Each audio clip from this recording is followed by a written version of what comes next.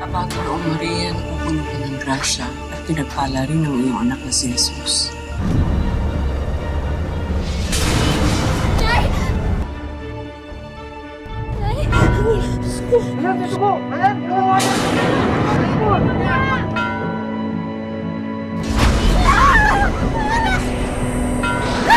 Iwan mo ako!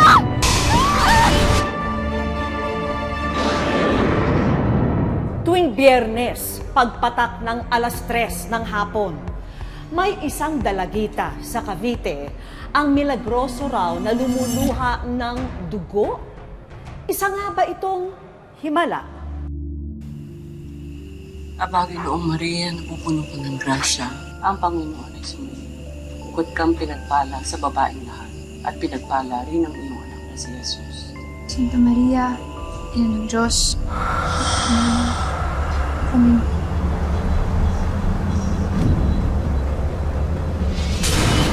Nay! Nay! Bakit? Ano yan? Nay, yung babaeng nakaitim. Nay, nandyan po siya kanina. Nay, umalis na po tayo dito, Nay. Ayoko na po siya makita, Nay. Ayoko na po siya makita. Ayoko na po siya makita, Nay. Ayoko na po siya makita.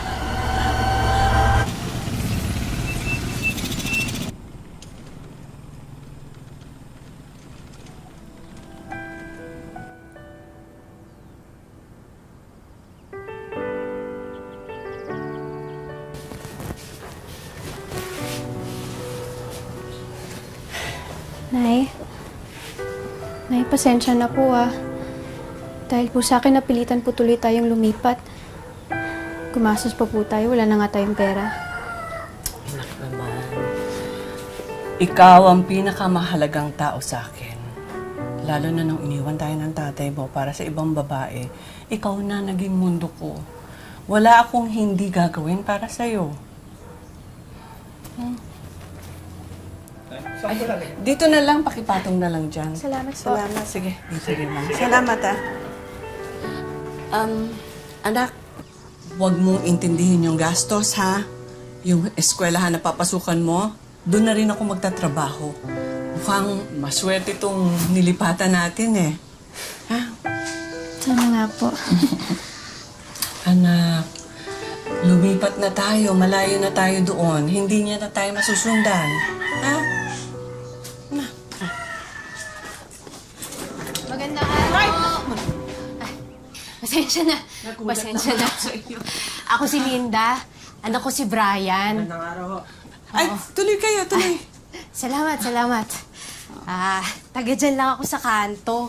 Nakita ko mga bago kayo dito, kaya minabuti kong makipagkilala sa inyo. Hindi nyo kasi natatanong, pero ako kasi yung manggagamot dito. Lahat ng mga taong may sakit, sa akin pumupunta. Ako nagtatawo sa kanila, lahat napapagaling ko. Maski yung kulam. Kasi hindi natin alam, di ba? Dito sa bayan, kung ano pwede mangyari. Kaya kayo, kung may problema kayo, puntahan nyo lang ako. Huwag nyo kakalimutan. Ah, sige. Sige, sige, sige. Salamat. Pasensya na. Hindi, ako na.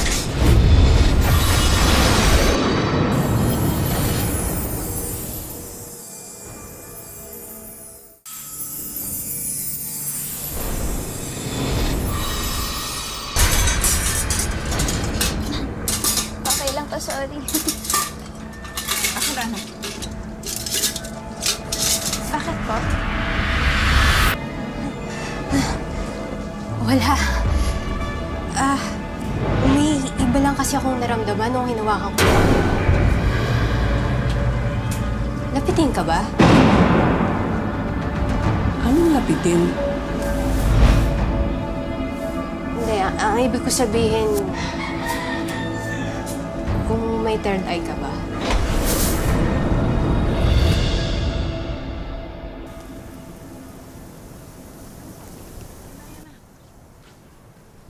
Ito na, oh. Ang tagal naman po niya. Pasensya na. Ano pa po kami Ano ba naman yan, Aling Christina? Naku, anak. Pasensya na, anak. Tama na! Tama na! Tama na! Nakakainis kasi! kasi. Tignan mo naman. Sorry. Basang-basa na ako, hindi na. Hoy! Ano ginagawa mo sa nanay ko? Ako pa? Nakita mo nga, Nicole. Basang-basa ako. Anak. Di ba tama ako? Nanay mo? Nanay mo yan, tatanga-tanga. Ano sabi mo? Ha? Pupag ginaganyan yung nanay ko, gusto mo isumbong kita sa principal? Ha? Tama na. Uy, tama na, tama na. Huwag mo hawakan. Nicole, tama na. Gusto mo matawag ka pa ng principal? Ano? Ano ha? Sasabihin ka pa? Ano? Tama na. Dito na tayo. Halika. Maupo tayo. Tama na. Halika dito. Anak.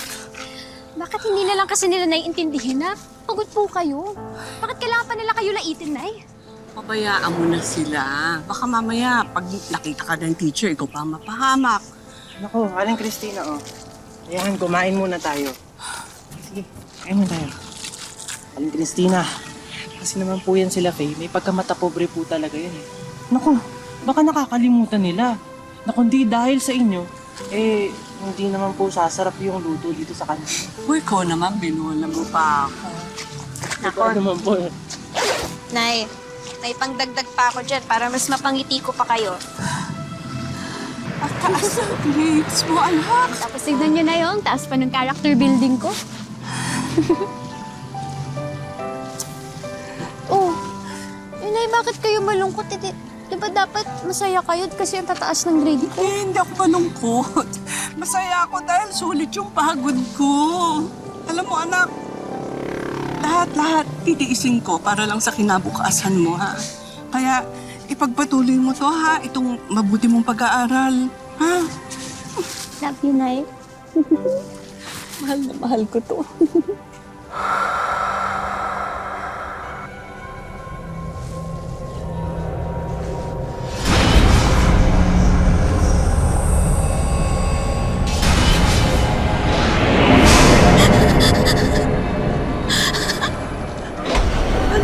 Sakit! Ano nangyari? Uy, Nicole, ano naman nangyari sa'yo?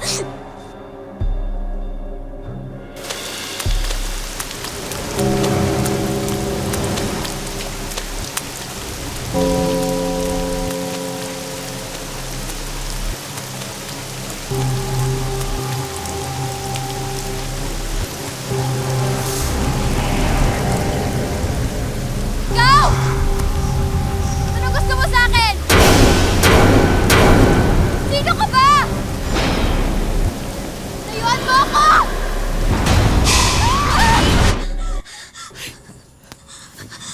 Anak, nananaginip ka. May bumalik na po siya. Sino? Babaeng nakaitim. Ay, Diyos ko.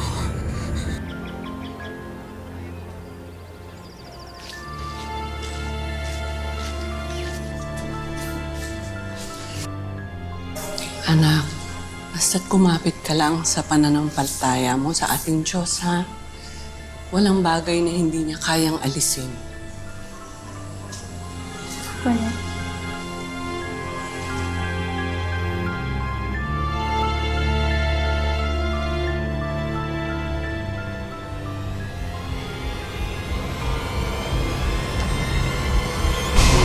Diyos ko.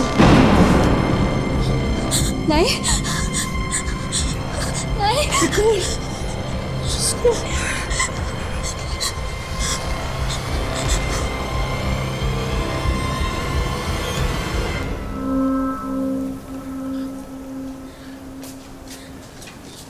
Pasensya na, Linda. Hindi ko alam kasi kung anong gagawin ko, kaya sa'yo ko na siya dinala. Tama naman ang naging desisyon nyo. Wala pa akong hindi napapagaling dito sa bayan na to.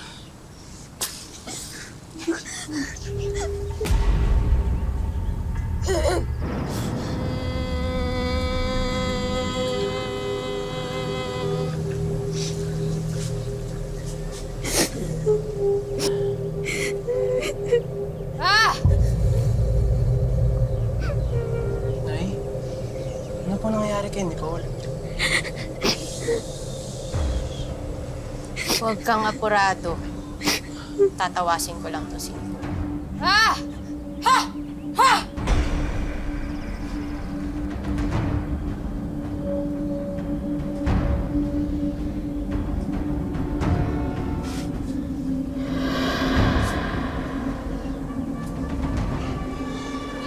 Linda, sabi sa akin ng anak ko, nakakakita daw siya ng babaeng itim.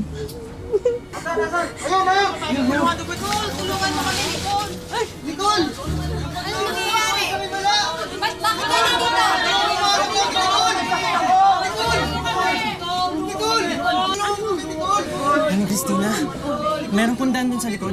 Sasamahan ko po kayo, ha? Halika na, halika na. Sasamahan ko lang po sila, ha? Nicole! Okay ka lang?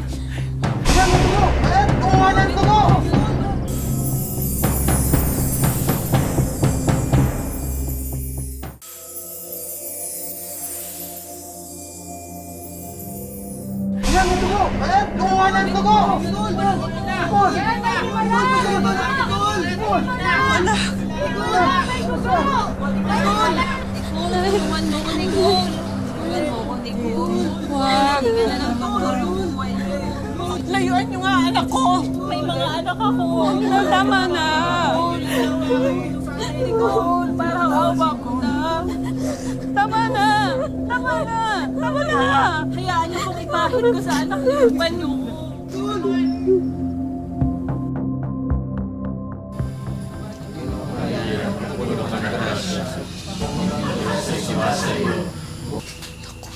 Talagang dinadagsa pa rin tayo ng mga tao. Ano ba talagang nangyayari? Bakit ho ba kasi ako lumuluhan ng dugo? Dahil po ba dun sa babaeng nakaitim? Christina! Christina, lumabas ka dyan! Nay, nagugulo kayo rito, Nay. Ano ba? Christina! Ano ba? Ay, wag po. Lalabasin ko lang. Dito ka lang. Sandali. Dito ka. Mag-usap tayo. Linda. Sige, pero dito sa loob. Hindi pwede. Mag-uusap lang kami. Handa doon ako. Bahala. Ay, naku, Linda. Mabuti na lang dumating ka. Alam mo, hindi na namin alam kung anong gagawin namin eh. Alam nyo, isa lang naman yung naiisip kong paraan. Lumayas kayo dito sa lugar namin. Ano ho? Di ba? Napeperwisyo na kayo. Paano naman ako? Mas napeperwisyo ako dahil kinokupetensya niyo ako. Teka nga muna, Linda. Bakit kanya ka magsalita? Ginusto ba namin ito? Sila mismo ang pumupunta rito, ha? Tsaka, Aling Linda, hindi ko naman po kayo kinakalaban eh. Hindi naman po ako manggagamot. Yun naman pala. Di yun ang sabihin niyo sa mga tao sa labas. Araw-araw kong sinasabi sa kanila yon, pero araw-araw, dumarating pa rin sila. At talagang naniniwala sila na naghihimala ang anak ko. Wala akong pakialam kung yung anak mo talaga naghihimala. Ang totoo lang niyan, inaagawan niyo ako ng mga parokyano. Huwag niyo hintayin na ako yung maghanap ng paraan para mapalayas kayo. Nay! Ryan, halika na! Pasensya na po. Ryan!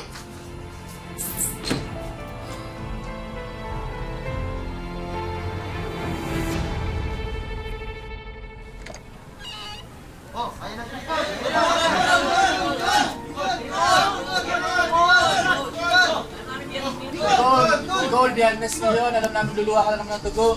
Oo nga, Christina. Hayaan mo na kami makapagpagamot sa anak mo. Hindi naman manggagamot ang anak ko eh. Huwag mong ipagdamot sa amin ng himala. Sige na. Mabuti mo ka, Nicole!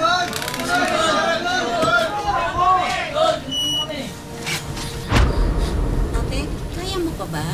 Okay ka pa ba? Gusto ko lang makalapit sa kanya. Nicole, tulungan mo ako. Parang awa mo na. Hirap na ako. Nicole.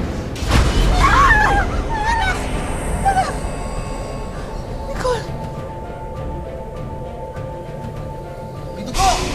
Lumuluha na siya ng dugo!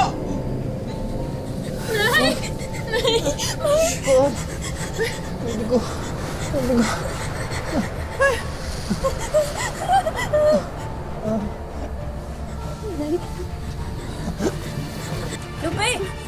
Lupe!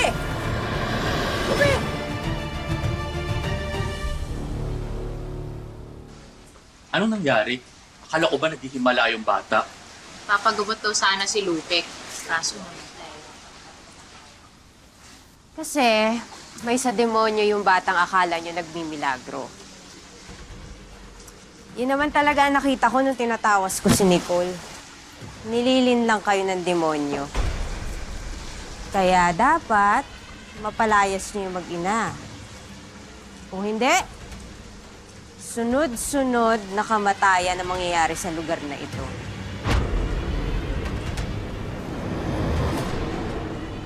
Lumabas ka! Salot!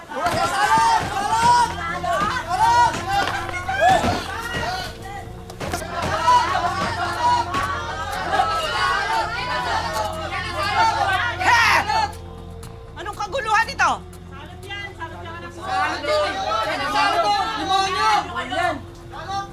Diba? Sabi ko naman sa'yo. Umalis na kayo dito. Oh, ngayon, yung mga tao na ang nakaalam, kayo ang salot dito sa lugar namin. Ikaw, Linda. Ikaw ang may pakana nito, no? Ay, tama na po. Huwag niyo na po silang patulan. Hindi! Walang hiya itong babaeng to eh! Walang hiya! Ako ang walang hiya! Oo! Ako ba pumatay kay Lupe? Ako ba? Eh, di ba yung anak mo? Yung anak mo, nakampun ng demonyo! Hayop ka na! Demonyo ang anak ko! Hayop! Bawat demonyo! Tama na po! Ano po ba ginagawa namin sa inyo? Bakit niyo po ba kami palagi ginaganito? Sa totoo lang, pati po ako, hindi ko alam kung bakit ako lumuluhan ng dugo. Pero isa lang po yung alam ko. Hindi po kami masamang tao ng ina ko. Kayo ha? Tignan ninyo maigi ang mga sarili ninyo! Anong asa lang meron kayo dyan? Nananahimik kaming mag-ina pero kayo ang nagpupumilit na pumunta rito! Kung meron man totoong salot, walang iba kundi ang kabaliwan ninyong lahat! Kayo ang salot! Hindi kami! Tayo na!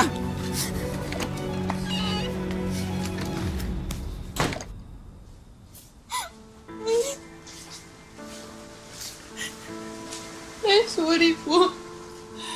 Dahil po sa akin, kaya nangyayari na ito lahat sa atin eh. Hindi anak, hindi. Ako dapat humingi ng tawad sa'yo kasi kung may pera tayo, di sana napadoktor na kita para malaman natin kung ano ba talaga nangyayari sa'yo. Hindi mo kasalanan ko eh.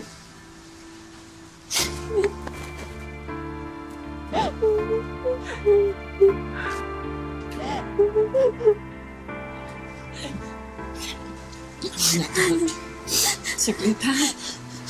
Kukuha na kita ng tubig ha.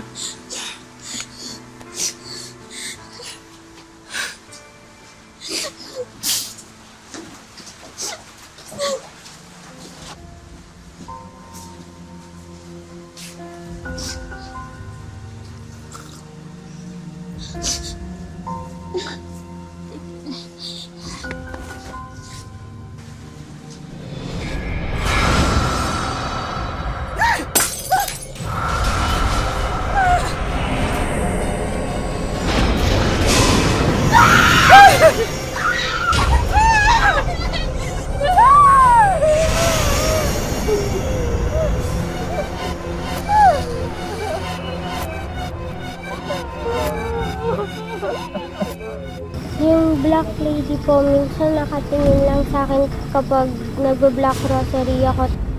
Natural bilang ina, matatakot po talaga ako. Sa unang pagkakataon, isang espesyalista sa mata ang magbibigay linaw kung ano nga ba ang dahilan ng pagluha ni Nicole ng dugo. Meron tayong term no, na hemolacria. No? In short, tearing of blood. I would recommend for further testing. Kung sino ka mang andito sa paligid namin, pwede mong gamitin ang aking mga baraka. Indication nito ay masama. Gusto siyang angkin. Ang mapapayo ko ngayon, Nay, ay turuan niyo magdasal si Nicole, no? Ngayong nagkaroon na ng linaw ang tunay na dahilan sa pagluha ng dugo ni Nicole, ang kabuhayan naman ng mag-ina ang paliliwanagin natin. Pero para sa safety ni Nicole, ngayong panahon ng pandemya, minabuti namin na si Nanay Tina lang ang papuntahin dito sa aming set. Hi, Nanay Tina! Nako, welcome sa Wish Ko Lang. Ano yung nararamdaman nyo pag tinutukso si Nicole? Masakit po talaga, ma'am. Kasi po sa ngayon po kasi yung anak ko, nasa bahay lang siya. Halos ayaw lumabas. Gusto nyo buksan kung anong surprise nyo? Tanan! Diba, Nay, naghahanap talaga kayo ng mapagkakakitaan. Tignan nyo naman yung bigasan business. Lahat ng klase ng bigas, Nay, nandyan, present. Salamat po. Pati yung weighing scale, lahat ng gagamitin nyo sa negosyo nyo, nandyan na ho lahat. Salamat po ng maraming, ma'am. Pwede na kayo mag-start ng inyong sariling cupcake business. Meron kayong beauty business. O, di ba? Salamat po, ma'am. Yan. Gagawin ko po lahat po ng paraan, ma'am, para mapalago po yung binigay ninyo sa amin. At meron pa yung karugtong dahil may mga surprise din tayo para kay Nicole. Full scholarship para sa kanya galing sa LPU Batangas. Para sa kanya ho ito, college scholarship para sa kanya. Salamat po, Oo, kasi alam ko masipag na bata yun eh.